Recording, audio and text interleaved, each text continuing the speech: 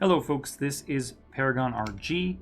Age of Empires 4 has just dropped the winter patch. In fact, it's actually the winter update. As we're going to see, they are using very specific terminology with their game updates now. So this is an update because it includes not just small changes like some exploit fixes or bug fixes, but also many balance changes as well. So let's go ahead and get into these. I've read everything except the civilization specific bug fixes, so I'll highlight some interesting ones, skim over some others, and then we'll dive into what they fixed with the civs, because some of the biggest complaints are things like Abbasid Dynasty techs not actually working. So let's jump right into it. It's just a note that you can see what version of the patch you're on. So on the off chance you're queuing and you're getting nobody in your queue, it's 20 minutes long or something, make sure you're updated. Do whatever you need to do to get updated, and we will all be in the same queue as you. So there are a few features right off the top. You can enable in-game player scores in custom matches if you choose. So that's not for ranked, but for those who want it, you can see scores in game. Additionally, you can view the map post-match, so you can scroll around once the game ends. However, as soon as you hit continue on that menu, you'll see that it will drop you from, pardon me, it'll bring you to the end game score, and you won't be able to see the map anymore. Now, this may seem like an odd thing, but my guess is something like once you're in the score screen, you're probably not connected to the game server anymore, right? They probably take all the stats from the game and basically display them to each player, but disconnect you from the game server. And so allowing you to go between viewing the map and your end game stats would either require keeping that game server open, or it would require some clever thing where they also download the end game state, not just the stats, such that they can display it to you almost like they would in single player, or like the end of a replay or something like that. So anyway, this is probably more complicated than it sounds, so maybe go a little easier on the devs on that one than I know you are going to.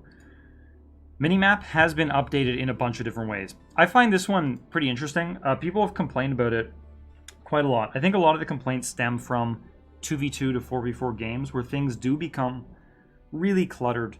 In 1v1s, I've had very few issues actually finding things on the map, and at least coming from AoE 2, I know AoE 3 probably had a pretty good minimap, but AoE 2, it was really hard to see things like gold and stone and things like that on the map. So major improvements already, but nevertheless, there are a bunch of things like icon sizes are a bit smaller, which makes them a little more less likely to overlap each other. Relics should be easier to see. I believe shallow water fish no longer appear, is how I'm interpreting this one. And the fish you will see are slightly blue. So fewer icons in total in that case. The Chinese Dynasty button has been moved, so that's nice. Hopefully fewer complaints about that, but I haven't played China yet, so I haven't personally complained about that one. There is an auto garrison, so there's now an option, I believe, you can turn off one-click garrison, because sometimes units like villagers would go in your TC when all you wanted them to do was maybe drop off whatever resources they had. So that's a nice, simple fix. People can toggle that as they choose. Some campaign mode update that lets them, as soon as they lose, I guess, if you lose a game, you can load save game, which lets you jump right back into whatever your last sort of checkpoint was. Selection improvements, so being able to click on things like animal corpses, sheep, deep fish, relics. Relics was a big one. That should be quite a bit easier now, and so you might hopefully don't have to rotate the camera and do silly things to be able to select some of the basic stuff you might want to click on. And this is kind of interesting. Population panel has been updated to display depleted and remaining population space rather than actual unit count. So I'm not sure what this is applying to. Like, is it the case that a trade ship, for example, takes 2 or 3 population space, in which case for economy they'll now show, like, let's say 3 for a trade ship instead of 1. But in my experience, I generally hit 200 out of 200 population rather than getting stuck at something lower when I have a higher pop unit like elephants. So I'm curious what this actually means, or if it's limited to economy units only. Okay, so that's it for those general, let's say, feature updates and additions. So we get into some balance changes. The Dreamy Balance Lead Eric Roble has some for us. So quite a few of these here. Spearmen have been buffed, so their damage is now 3.5 times multiplier. So that should be quite a bit better against knights, and may actually go a chunk of the way to when people complain about French knights. This will help. This will definitely help. It does make me wonder how horsemen are going to fare with that kind of update. Crossbowmen have a higher damage bonus against heavy. I don't think there's too many units in the heavy class. I think it's knights and men-at-arms. I don't know of any other ones. Even elephants I don't think are heavy, but I could be wrong. Same deal, elite crossbowmen have their bonus damage increased as well. So horsemen have had their hit points reduced, but their ranged armor increased. I haven't done the math here yet to see how this, or played it out to see how this fares. But for example, this is a 20% decrease in hit points. So what does that mean, in terms of dealing with archers and so on? Like, archers tend to start with 5 damage, right? So this would be a 20% decrease in the damage they take from archers as well. So I don't know that ends up, being worth it. Like, I'm curious if people feel like horsemen are better or worse after this. My impression is they would feel they're the same or worse, but who knows? We'll have to test it out and see. Hand cannon damage has been reduced. I don't know if I agree with that. Hand cannons are a late game unit, but they do shred, so we'll see how this may be justifiable. Battering ram's movement speed has been reduced a little bit. Health reduced from 900 to 700. Pop cost reduced to 1 from 3. And ranged armor increased. It's doubled, in fact. So from what I remember, they described these set of changes. Eric Roble was pretty pumped about it. And one of the goals was to maybe nerf them a little bit in early feudal kind of thing, but make sure that they're viable still for the end of the game. And so how they're doing that is with this ranged armor, fewer units will do heavy damage to them. So I'm trying to think of what would do more than, like, even not the ballista, Springolds will now do quite a bit less damage to. They'll do 15 less damage to battering rams. Like, hand cannons will do significantly less damage to battering rams, and then additionally, most damage will be the same because most damage, like arrows, will be reduced to 1 anyway, so that won't change. Then battering rams population from 3 to 1 means that you can make battering rams at the end of the game and not feel like you're losing all your population space. So it's simpler to, let's just say easier to add a battering ram or 2 to your army as you push in and not feel like you could have, I'm losing 6 knights for this. Now you're losing 4 and you can still have a couple of rams for taking out buildings. And then overall, health decreased should mean that they're easier to burn down. Mangonels shoot faster now. This is a little bit terrifying, I admit, but they are a bit underwhelming, especially when they get a single shot off and then they just get burned down. And also their area of effect shape has been changed from 180 to 360 degrees. So I'm assuming what this meant is that when they hit, the damage cascaded forward and not backward, right? Like, it probably cascaded in like a semicircle forward, and now it'll be a full circle around whatever their target was. So this seems like a reasonable change, whatever, if we even notice it. And to be honest, I've almost never seen Ribaldquins, so their fire armor being increased, maybe, no one's making these, so this seems like it could be a good change. They have to get close, so you kind of need some fire armor for them because they don't have very much range anyway. And then now they don't have any ranged armor anymore, so it looks like they can be maybe targeted down, even with something like archers. Okay, so those are the balance updates for the core units. For naval, this is actually a pretty big one. Fishing ship wood cost is increased from 60 to 75. So that's a 25% increase in their wood cost, and that'll feel different, right? When you're trying to do a fish boom, that'll cost a lot of wood, and so I think this will change some of how the builds work early on in the game. People might hold off on making fishing ships, or they have to go harder for it. And literally every villager has to be on wood to support it, or you have fewer docks making ships. And then aeroship bonus versus incendiary class, which are the demo ships, is increased from 0 to 2 times. So I'm actually unsure why this is necessary. They take them out fairly quickly anyway. Now they're going to really shred demo ships. So demo ship, this is a nerf to demo ships for sure. And we'll find out maybe if their explosion radius has been updated. So I think they're heavily nerfed in this patch, if that is the case. So core buildings and upgrades. This one's neat. Outpost arrow slit. I'm just excited. Emplacement now also increases garrison arrow weapon range from 6 to 8. I think so. What I noticed was, that if you upgraded to arrow slits, you'd have this one arrow with a larger range, and then the units inside of it would have a smaller range. I am guessing then that smaller range was 6 and that larger range was 8. And now if you get the arrow slits, it just all your units now also shoot 8.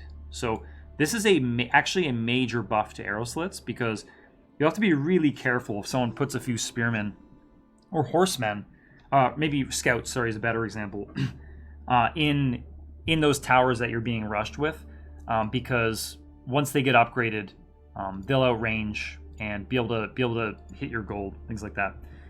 Elite Army tactics, health, and damage from 10% to 20%. This does seem significant for post-Imperial games. All units elite rank tech reduced from 90 to 60 seconds. I have no comment on that one, except that it will increase the tempo of the game and make for some better Imperial Age timing pushes. So, some civilization-specific balance changes. Remember, the civ-specific bug fixes will be at the end. So I was confused a bit at first when I only saw 3 items here for the Abbasid Dynasty. Don't worry, we're going to get to those bug fixes in a minute. So, Phalanx Tech has been moved from House of Wisdom to the Barracks, and all these are as well as composite bow is now in archery range instead of the House of Wisdom landmark. And same with camel handling, moved to the blacksmith. I don't know what this means, really. I haven't totally ingested it. I think basically, in a way, it's a nerf in that if you wanted... how do I put it? If you wanted camel handling, you can't just do it in your House of Wisdom. On the other hand, if your House of Wisdom is busy doing some kind of, like going from one tier to the other, or getting an important unique tech that you unlocked, let's say with the economic wing or something, you can now at least research that in the blacksmith. So this just seems like a bit of a trade-off, but you may need more buildings to get what you want as the Abbasid Dynasty now, but it will offer some improved flexibility as well. Next we have the Chinese. I'm really interested in their bug fixes, but this is at least a good start. The tax official collection cooldown has been reduced from 30 to 15 seconds. So I haven't played China yet. I've kind of been waiting for some basic changes, and this is the kind of change that would encourage me to play them. So from what I've heard, there's often too much tax in a building that you can't even take it out because it's growing faster than the cooldown allows you to pull it out. Because you can only pull out, I think, maybe at most 40 if you get the upgrade from your tax official to hold 40 instead of 20 gold. But this should mostly fix that issue. Zhuganu, now their food cost is from 60 to 20. That is a massive difference. I'm actually not sure what they cost otherwise for gold, but hopefully this means people make more of that unit. Their health is also reduced at all levels, looks by about 25%. Their training time is down as well. So that should encourage players to make them in general, and you can make more faster. And then combine that, of course, with the Imperial Official supervising an archery range, and you should really be able to pump out these things, right, every 5 seconds. Nest of Bees have a bunch of changes. This is always terrifying, whatever they are. Their movement speed is actually increased. I don't know what to make of that. They do turn slowly, I think, so this may be less crazy than it sounds. The minimum range is increased, so if you can get on them and they're in a group, they'll be able to do less damage to you. Their health has been reduced, which is probably for the best. Training time decreased a bit. Their damage is increased from 8 to 10, so they were nerfed significantly from the beta. Where in the beta, they did a ton of damage and they even kind of homed, stuff like that. So this is bringing them a little closer probably to something reasonable. And then Pyrotechnics moved from Siege Workshop to University.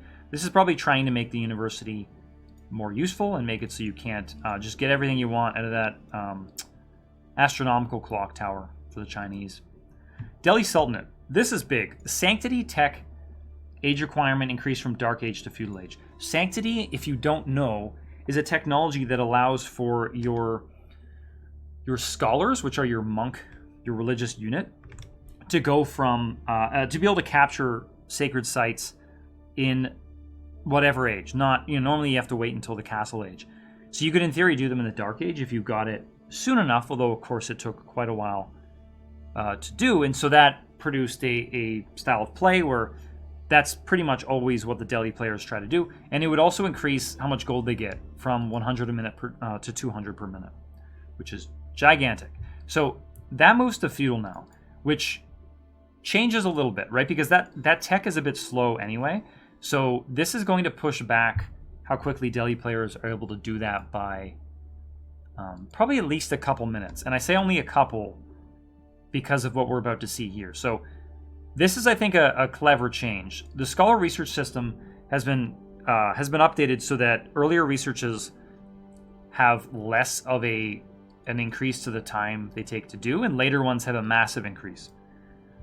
So Dark Age, they only take 3 times instead of 5 times, so that's probably, let's say, 3 minutes instead of 5 minutes, right, for a 1-minute tech. That's a big deal. So if they left Sanctity in the Dark Age, players would be getting it even earlier, and this would be really hard to do anything about when you're playing against Delhi. So generally, this distribution has been changed. This is a massive change to Imperial Age, so Delhi players are really going to have to get multiple mosques and probably build scholars not just out of whatever their landmark House of Wisdom, I think, but also out of each mosque to really get enough to make an impact in the Imperial Age. Okay, so that's it for Delhi. English, the Longbowmen set up camp, deactivates if they enter combat, so you can't just keep popping it on while you're shooting. I think this is a positive change overall. Reduced armor of the French Hulk from 6 to 2. I'm going to say it. I am worried about the Hulk. I have empathy for all things, even the French Hulks. I just watched a game where Beastie, who was the number 1 on the ladder briefly at that time, beat a player who was about 35 in the ladder, Mongols versus French, and he just overwhelmed the Hulks. If you can get enough arrow ships on a Hulk now, you will definitely see their health going down quite a bit. And even Delhi fishing ships. I was just thinking about this today before the patch. Delhi fishing ships do 7 damage, and so the Hulks would reduce that to 1, which is maybe low, but probably reasonable, right? You don't want fishing ships taking out these expensive ships, but now they'll do 5 damage each, and so you can imagine even bringing your fishing ships in on the French Hulks and that having an impact. So this might be an over nerf, and we're going to have to see. Holy Roman Empire, emergency repair cooldown is increased from 45 to 60 seconds. I think this is reasonable. HRE wasn't that strong, but this aspect of them seemed a bit silly, where it was impossible to destroy some buildings without having like 3 rams on them or something. Mongols, these are quality of life things, to be honest. Landmarks can now pack and unpack while at maximum population. This was super annoying. I remember trying to move my my step readout, which is that gold drop off plus 50% landmark, and I just couldn't unpack it, and so I just said screw it. Like, I could kill a bunch of units and pack it up, but I'll just move on and stop using the thing. So that was pretty annoying. Raid bounty, food, and gold plunder reduced from 100 to 50. So as far as I know, so this is a little confusing. The way this worked was that you would get 50 food, 50 gold, and then you could get this raid bounty upgrade. to bring it to 100, and if you get the improved one, it would go to 125. So I'm assuming this also means now that they only get 25-25, and then if you get Raid Bounty, you get 50-50, and then improved Raid Bounty is 125. I don't know if I like this change. I don't think this was why Mongols were overpowered. This was one of my favorite techs, and was really not that useful most of the time, unless you're about to do a ramp push. Anyway, we will see how that goes. Khan's attack speed arrow no longer affects siege, so sorry, Springold Mass, you don't get to shoot faster around the Khan anymore. So to the Rus. The Boyar's Fortitude tech moved from stables to blacksmith. More techs moved. Ladya ships that activate a roll switch incur a 50% movement speed for that time. So for those of you who don't know, the Rus ships can like morph from one ship type to another. The thing is, you could say be fishing and then click all your fishing ships to turn into attack ships, and click to the other side of the map, and while they're moving, they would be upgrading. And that'll still happen, but now they'll at least move slower, so that kind of plan is nerfed a little bit. And then their switch cost as well will be increased, so it's not quite so efficient. You have to pay basically an extra wood, like an extra 25 wood for whatever switch you do, which seems reasonable to me. Now, there are a bunch of map-specific changes. Most of these are just things like resources being more fair. I don't want to go too much into these. One of the most important ones, I think, is actually for Black Forest. So the sacred sites are removed on Black Forest. Right? This is a massive change because this was the only way. Like, you could turtle on Black Forest, but the player that successfully turtled more forward and was able to basically wall in their opponent rather than walling out their opponent, and do that successfully, would win because they could take the sacred site and then just hold it for long enough. Now you can't do that anymore. If you do that, it really just gives you access to the large gold deposits. So I don't know what to make of this. I'm not a big Black Forest fan anyway, but I'm curious what people that love the map think. Boulder Bay is being pushed to be more like a hybrid map in terms of its resources. I don't think there's too much. The Danube River Map has been changed to be more of a U-shape, so that one was pretty asymmetric, and I'm curious to see this one now. They've changed the picture as well, so that one should be pretty quick to see. This doesn't seem that important to me, but I want to point it out because I hear a lot of criticism levied at the devs related to map generation. So let's first read this. So for French Pass, we reduced the erosion multiplier to eliminate instances of impasse trenches running through the Central Valley, yada yada, reduces build space, and so on. So we reduced the erosion multiplier. So if you guys thought that map generation was somehow easy, they have an erosion multiplier. But that's probably one of the more minor modifiers that affects their map generation. And so presumably that would smooth out things like cliffs the higher that modifier is, and so French Pass probably has a low one, I guess. Not sure if I'm interpreting that correctly, but my point is just that map generation is really difficult. Having erosion multiplier does things like makes maps feel more realistic because you can get a certain you can get the smoothness or sort of rockiness that you're going for when you're making a map, and it makes the maps feel less like other maps because that's one more thing to modify. So of all things, like, I get when we're frustrated someone gets more resources than another player, but let's go a little easy on the devs with map generation. It's really difficult, and the last thing we want in Age of Empires is for all the maps to become samey, or even for the same map on multiple plays to become really samey, right? I want to have to scout. I want to see where the resources are and have to adapt and so on. So I just think this is an interesting signal that tells us how much is going on in the background.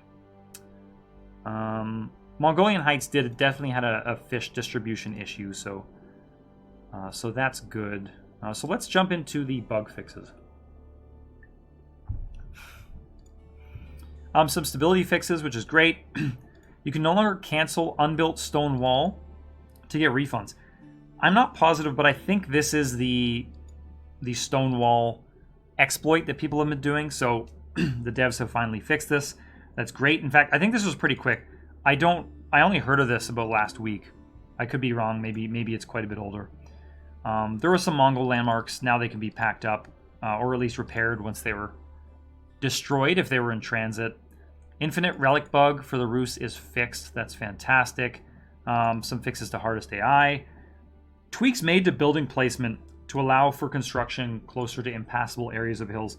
I think this is one we're going to feel. So kudos to the devs for trying to dig into this. So I'm curious if when you're playing, you start noticing, like, let's say on an island map, sometimes you're trying to click and it's a bit of a tight space, and it looks like there's space, but it keeps jumping your building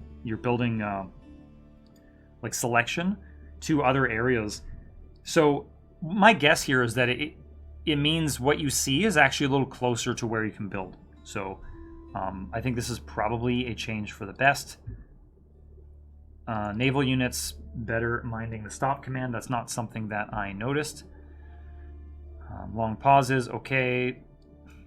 Fixes have been made. A bunch of landmarks apparently did not require wood to repair, so it's good that those are fixed.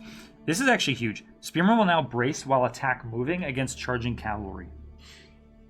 I don't know if this is good or bad. I'm usually not a proponent of adding needless micro to games, but as we found out, you didn't need to actually hold ground for spearmen for them to brace. You just needed to press stop.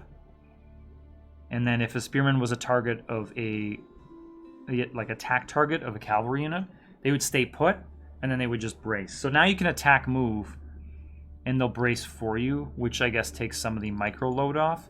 I'm not sure this is a good change. Yeah, we'll see. It'll make it easier to use spearmen either way, good or bad. Good. Tower War Elephant is now called Tower Elephant. So this doesn't seem like a bug fix, but there's an upgrade that says War Elephants get armor improvement. I think that's why they changed this, right? Because people were assuming Tower War Elephants were a type of War Elephant, but they're not. So now they don't need to fix that upgrade. So that upgrade is just designed for, you know, the melee elephants, and the Tower Elephants don't get the armor upgrade. So anyway, I think that's what that change is about. Correct background color for icons, sure. Dock text match the age in which they're available, okay. Dock technology buttons rearranged to be consistent. That can't hurt. Warships now correctly fire with all cannons while attack moving, or acquiring targets while idle. I don't know that anyone's I haven't heard this noticed explicitly, but there has been some awkwardness on the water. Cannons damage ships when shooting directly at their front. So this was something I think Waddling Duck pointed out in a video, that turns out ships had directional armor, which was very strange and unexpected, and I don't think intended. Crossbowmen used to gain some range with incendiary arrows, which looks like it was a mistake. Stone walls have correct health value. Okay, what do you know? Land traders are treated as cavalry. I don't know how much this matters, except that spearmen and camels in your trade line will now be really, really bad. Landmarks which act as town centers have textiles available, sure. Market trade exploit has been fixed by preventing multi-selected markets from issuing multiple buy-sell commands. Right, so if you had 5 markets and you hit buy, you would get 5 purchases at the same cost. Rather than like each purchase getting, the price getting worse and worse as you go. So I don't know that this was a bad exploit, because it was hard to take advantage of. Berry bushes should no longer be stomped by buildings. That's wonderful, and that's a really nice quality of life feature. We replace stone bridges with fords. Okay. I mean, does not affect player... This affects how you wall them, I think. Like, I mean, it's hard to wall around those stone bridges. Various tooltip changes have been made to match in-game behavior. Thank God the tooltips were pretty bad. Okay, so I want to wrap this up in a couple minutes. Let's get to some Civ-specific stuff. There's quite a few of these, it looks like. Abbasid Dynasty. Camel barding now correctly provides armor. Amazing. This alone could change the meta in the game. Remove the scout from displaying under the siege workshop. Okay, kind of specific. I'll skim any of these that look pretty specific. Oh, Imams with Faith cannot convert enemy religious units now. Trade ships now correctly generate bonus resources. Yeah, that sounds useful. Tier 3 Golden Age correctly reduces the production time. Okay. Camel unit base armor has been properly applied. I don't know what that is. It'd be nice if they said, but again, this sounds potentially meta-changing if camels are now more useful. The icon background color, okay, sure. Armored caravans no longer provide siege armor. Correctly provides ranged armor. Fair enough. Boot camp upgrade no longer increases attack speed of archers. Improved processing, 100% bonus to stone collection? Man, if only I knew that. Okay, Chinese. And I'm going to know least about these techs because I don't play Chinese, but I'll point out anything that jumps out at me. Reload drills correctly modifies attack speed of bombards. That's scary, unless it was too good already. Officials can now supervise keeps, universities, and blacksmiths. Oh, that's cool. Let's see. Pyrotechnics moved from siege workshop to university. How's that a bug? I'm not sure. Juganu has its wood cost reduced when training from a building within the aura of the Spirit Way. Okay. Okay, that's about it. That seems interesting. So Delhi Sultanate. Tech tree will now correctly display the base research time of every tech. Yeah, I'm not sure how it displayed before. Yeah, what does this mean? Like, before it seemed to display the multiple, which I think I'd want. So unless they're saying some of them were just incorrect values, I'm not sure. Keep emplacements no longer affected by the Scholar research system. Oh, I see. They were treated as a research. Hone Blades now provides the advertised... What? It didn't provide the advertised benefit? I did notice that Knights got, I think, an extra 2 attack from it. So maybe that was the mistake. Okay, Tower Elephants no longer gain Forest March. Oh, man. Tower Elephants nerfed.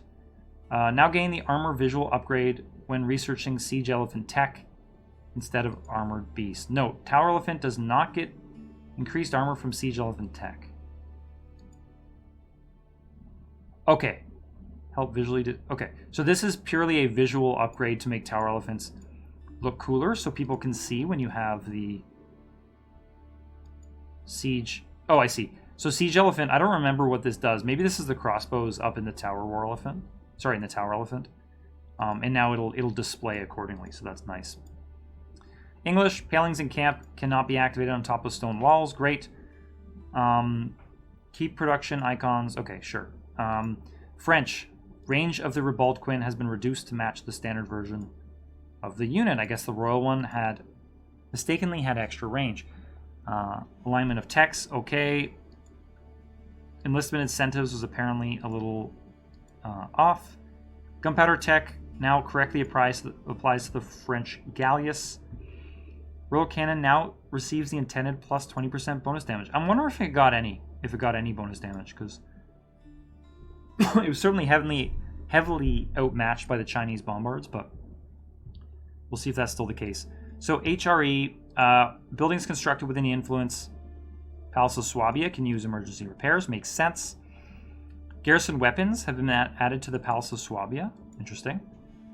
Elsbach Palace can now activate emergency repairs. Okay. Pellet has been added under the Feudal Age Town Center in the tech tree. Sure.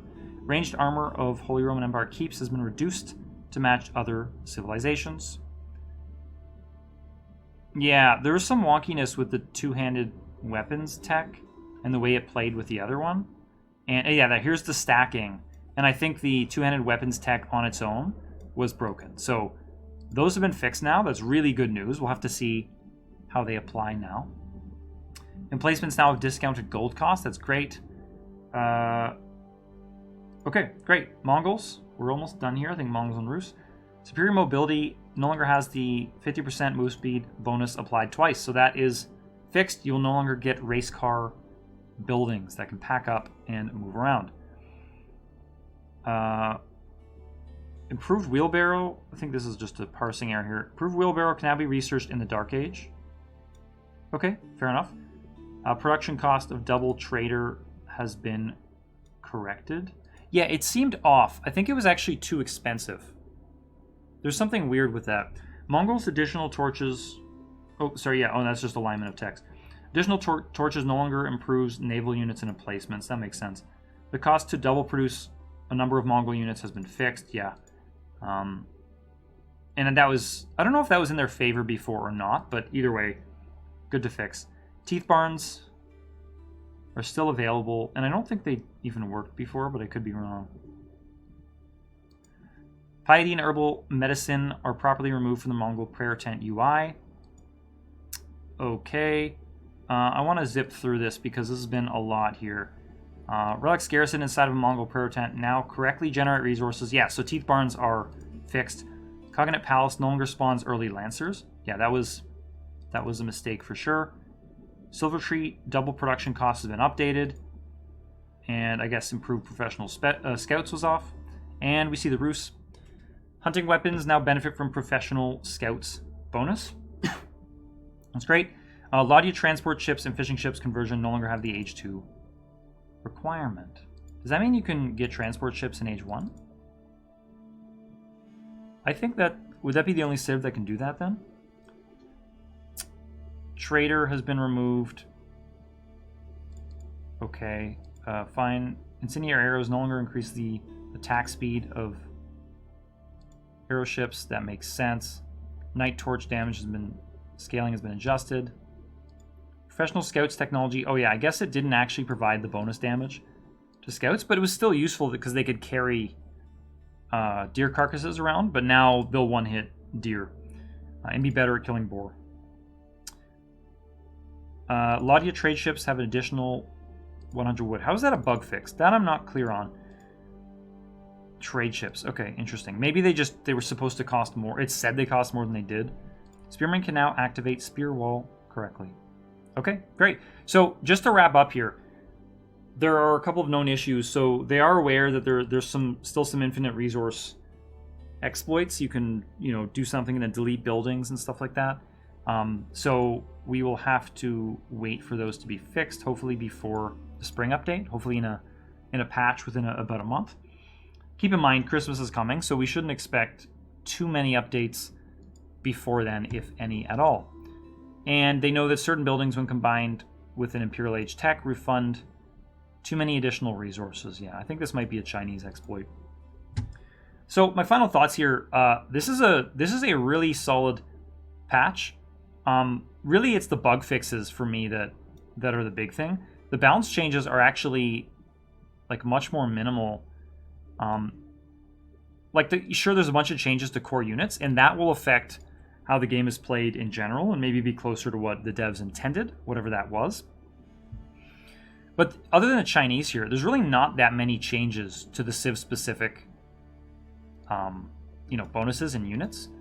So the bug fixes are what's going to change the meta here, and seeing Abbasid techs work is a huge boon. There's some quality of life features, being able to pack up your buildings as Mongols when you hit the end of the game. Hulk's not dominating water maps. This is a massive nerf, so we'll find out how that goes. Yeah, so in general, this is a really good update. I'm really impressed. Obviously, I would like to see those other exploits fixed, but yeah, just kudos. This is an amazing patch, and I should say update, use the correct terminology. And yeah, I can't wait to jump in and try it out. All right, folks, that's it. This has been Paragon RG. If you want more updates like this, please like, subscribe, and leave a comment. I'll catch you next time.